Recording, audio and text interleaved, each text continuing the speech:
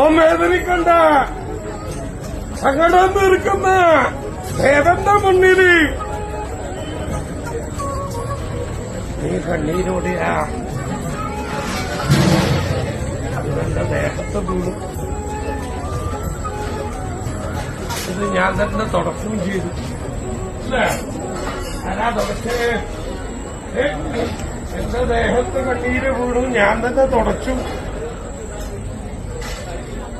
പരിഹാരം ഞാൻ തരും.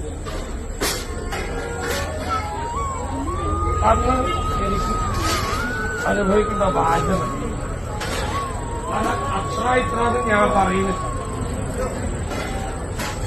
പാത്രം എന്ന് പറഞ്ഞാൽ അറിയില്ല. അപ്പൊ കുടിക്കുന്നത് എന്താ? ആ പാചകം പാത്രം ഇല്ല. കാരണം ഞാൻ പറയുന്നില്ല. എന്റെ പൈതങ്ങളല്ലാതെ അതിന് ഇവന്റെ പ്രാപ്തി ആവട്ടെ, ശേഷം മതി.